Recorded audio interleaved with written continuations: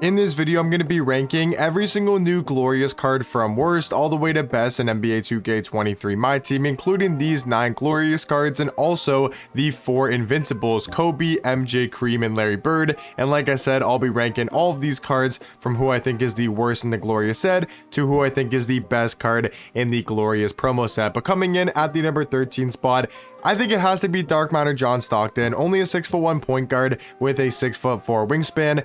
Not really too much else to talk with when it does come to John Stockton.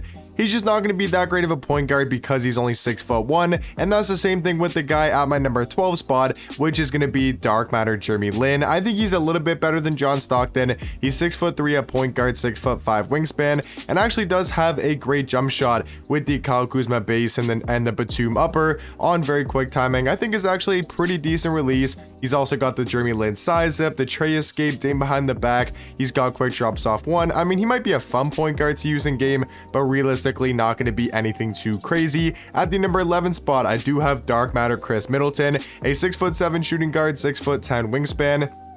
I think him and number 10 are very similar cards. Like, he's going to be good offensively, 97 3 ball, 97 mid-range. I'm not the biggest fan of his jump shot, but he does have pretty good dribble saves with the T-Max size up, the tray escape, Dame behind the back. He's got quick drops off 1. He's got the front clutches, really good defensive tendencies also for Chris Middleton with a 90 block, 90 contest shot, 90 on-ball steal, and a 90 pass interception. So I do think Chris Middleton actually not bad at the shooting guard spot, but I do think Brandon Ingram is slightly better, but they're very similar shooting guards, both 6'7", at the shooting guard position. Brandon Ingram does have a better player model and a way longer wingspan at 7'3", and that's going to make a difference on defense. I think Brandon Ingram probably the better defender when it comes to between him and Chris Middleton.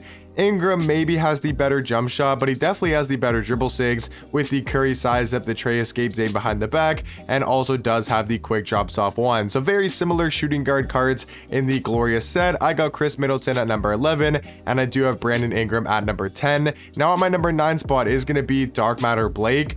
Not the biggest fan of this card's jump shot, but he does everything else super well. He's 6'10" at small forward, 6'11" wingspan. Like I said, this card's super complete. He's basically got invincible type stats. His tendencies are also very solid, all out of 85. And like I said though, that's the biggest flaw is his jump shot. Having the Blake Griffin upper, the Blake Griffin base on very quick timing.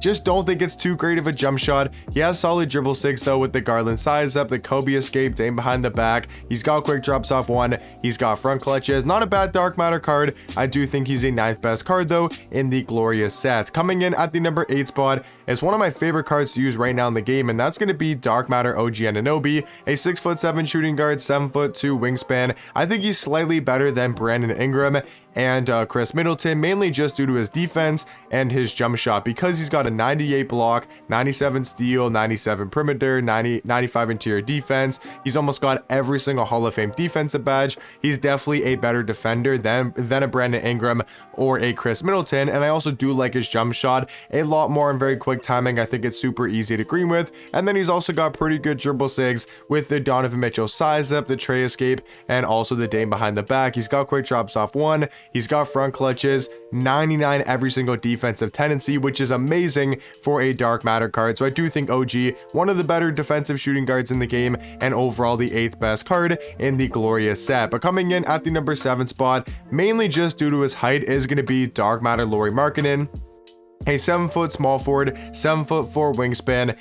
Like I said, that's pretty much all you need to know about Lauri. He's going to have great stats all around, 90 block, 90 steal, 90 perimeter, 90 interior defense. He's got a 97 3 ball, 97 mid-range, really good Hall of Fame shooting badges, only missing 1 on Hoff, which is Space Crater. Now, I'm not the biggest fan of his jump shot, I will say.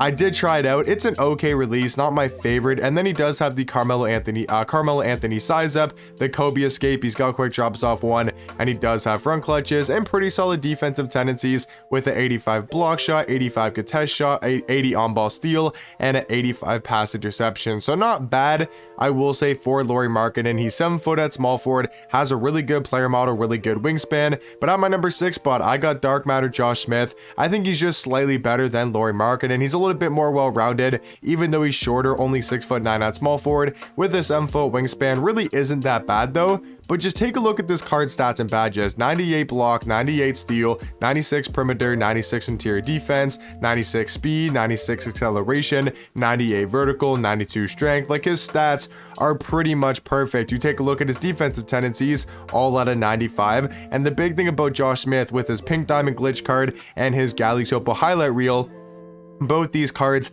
didn't have great jump shots. Like, he honestly had one of the worst jump shots in the game.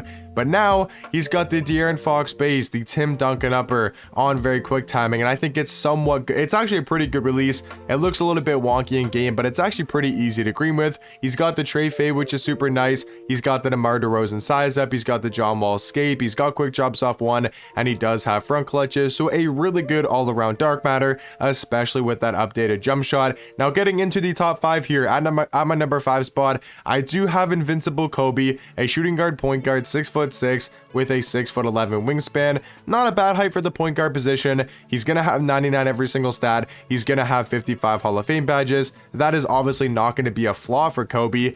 It's just his jump shot isn't anything crazy in my opinion. I think it's a pretty solid release. He's a really good point guard card. He's got the Devin Booker fade. He's got the Kobe size up, the Curry escape Dame behind the back. He gets some of the best dunk packages in the game.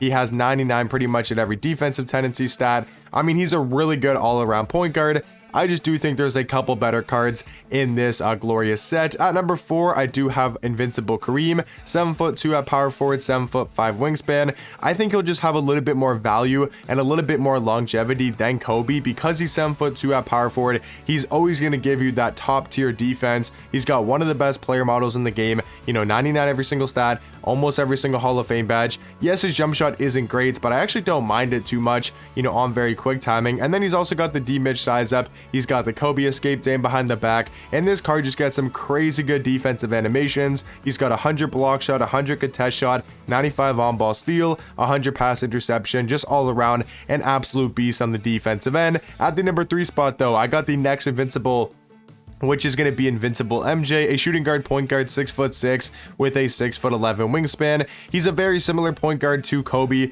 pretty much the exact same card, but I do like MJ's jump shot a decent amount more with the KPJ base and the MJ upper on very quick timing. I think is a little bit better. He's also got the Trey fade. He's got better dribble sigs with the Steve Francis size up, the Trey escape, Dame behind the back, and just like Kobe, gonna have pretty much maxed out defensive tendencies and also amazing dunk packages. So I think you could put MJ higher if you wanted to, but I got AK-47. Might seem like a surprise to not have an Invincible, like to have a non-Invincible in the top 3, in a set that has 4 Invincible cards, but I got the Dark Matter AK-47, 6'9" at shooting guard, 7-foot wingspan. I mean, that's going to be super nice to have at that shooting guard position.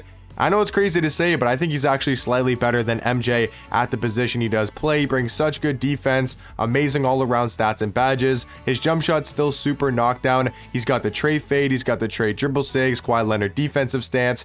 I mean, there's not much to not like about AK. Perfect stats basically for his tendencies: 99 block shot, 99 contest shot, 99 on-ball steal, and then 99 pass interception.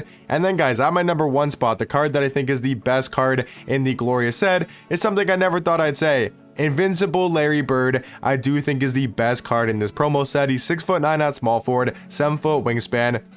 He's going to be an Invincible, so 99 every single stat, 55 Hall of Fame badges. But the really nice thing about Larry Bird, they changed his jump shot, so he's now got the Eric Paschall base, the Kevin Love upper on very quick timing, is a much quicker release than he previously had. It's super easy to time with. It's got a great release point that I think it's really quick. You can get it off in time. He's got the Trey fade. He's got the Steve Francis size up, the Curry escape, Dame behind the back. He's got quick drops off one. He's got front clutches, and 100 in every single defensive tendency. So in my opinion, guys, I do think Larry Bird is the best card in the glorious set, and that's going to be me ranking every card in the glorious set from worst to best. But let me know in the comment section down below what you guys think about my rankings, and also let me know your guys' favorite card from the glorious set, and I'll catch you guys in the next one. Peace.